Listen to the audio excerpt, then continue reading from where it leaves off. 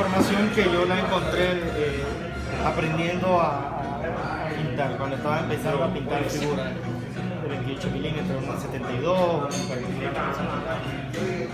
Es algo bien sencillo, bien básico. Creo yo que es una de las principales herramientas que uno debe aprender a usar o enseñarle a alguien que quiera aprender a pintar con acrílico, en específico con acrílico, porque los acrílicos tienen la particularidad, estos acrílicos de alta calidad, que se secan muy rápido. Se secan tan rápido que se secan en el pincel y se secan en la paleta húmeda antes de que podamos terminar de usarlo, un color mezclado, el tono correcto para un degradado.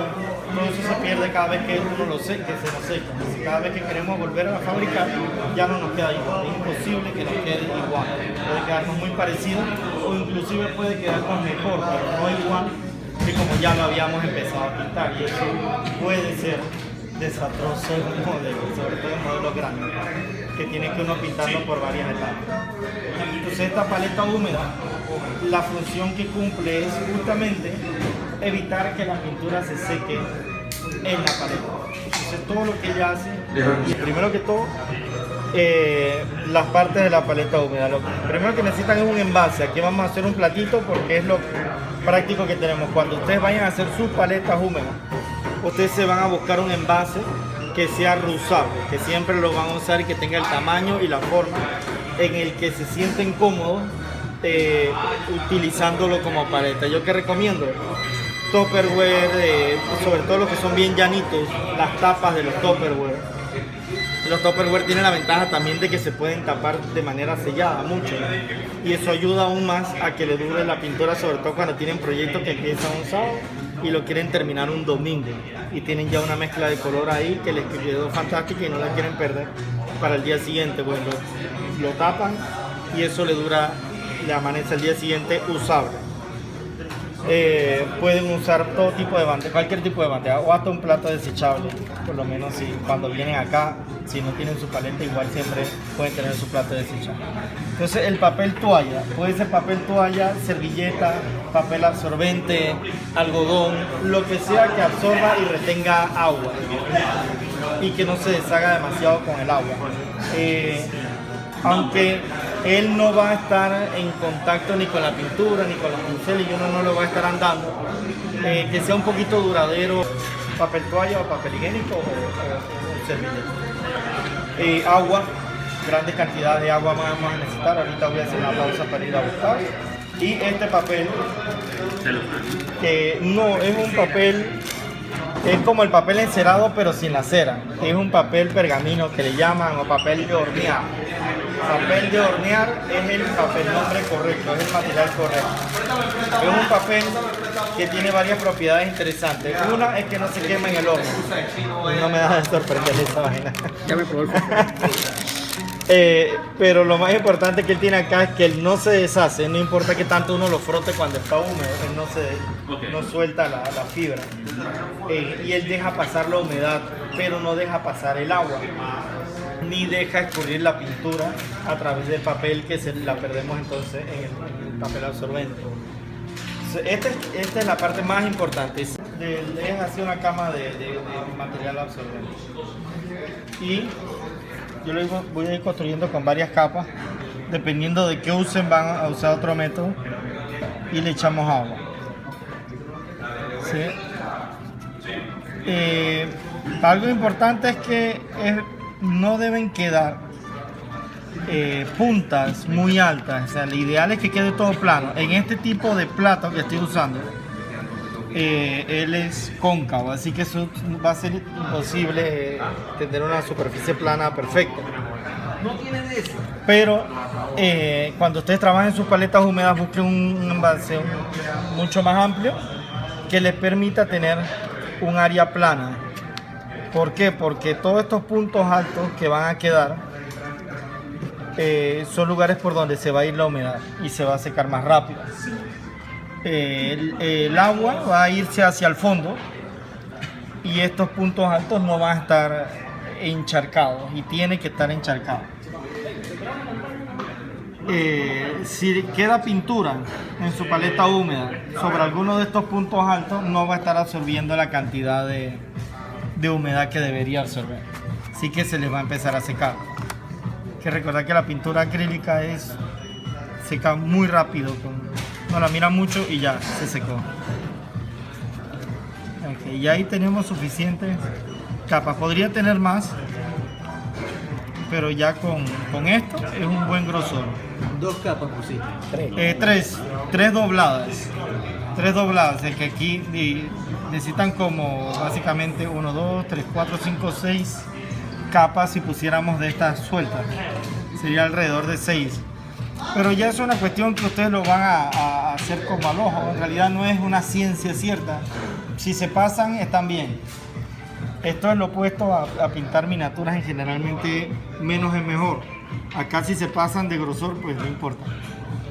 Tendrían que pasarse mucho para que sea un problema. Básicamente sigue quedando una superficie firme, ya funciona. O sea, al final es una paleta. Que luego le empezamos a echar agua, a encharcarlo en agua y asegurarnos que no queden burbujas de aire en la esponja, exacto, en el medio absorbente. Él se empieza a hinchar y empieza a recoger todo el agua. Se le echamos hasta que nos damos cuenta que ya como que ya parece que no le cabe un poquito más, entonces le echamos un poquito más y ya, ahora sí. Cuando él está así, que ya queda hasta inclusive el papel está casi flotando, de hecho en un envase más adecuado, que es más plano abajo y quizás con un borde, él puede que quede medio flotando. Entonces aquí le quitamos el exceso. Así tenemos papel todavía.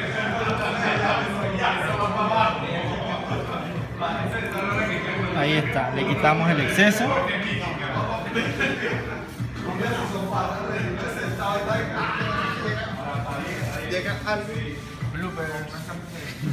Nada, esto les va a pasar a ustedes también, donde sea que lo estén haciendo, así que es parte de lo que van a ver.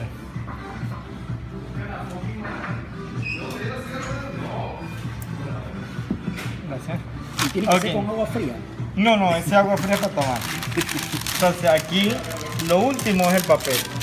El papel es lo que va a hacer en realidad la paleta.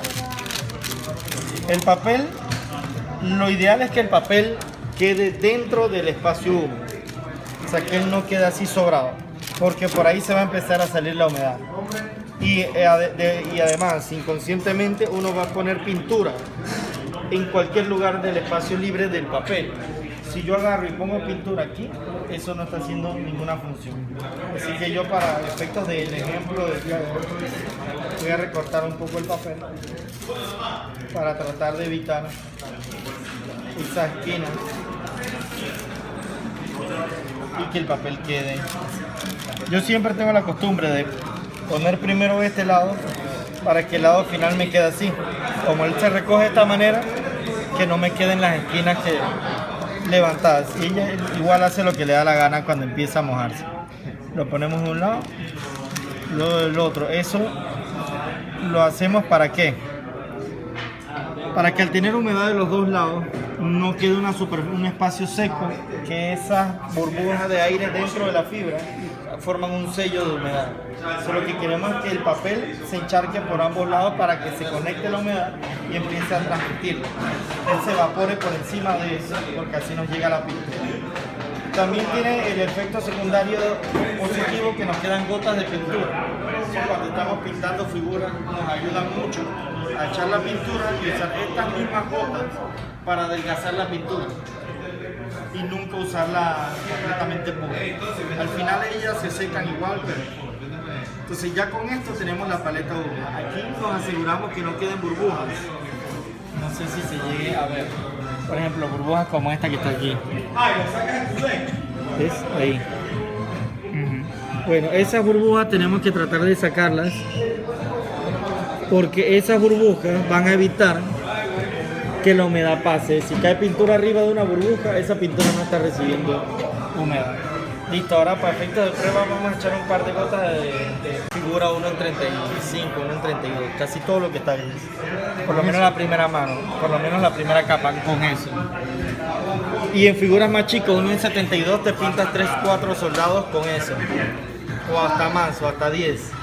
Porque eso va.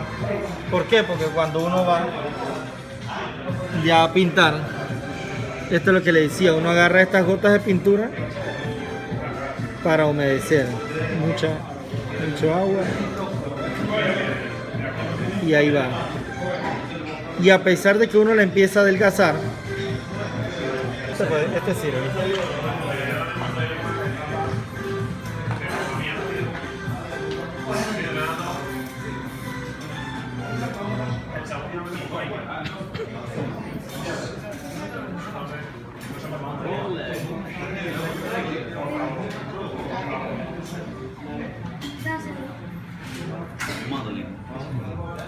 Enseñando cómo pintar. No escribimos. Y hay que escribir.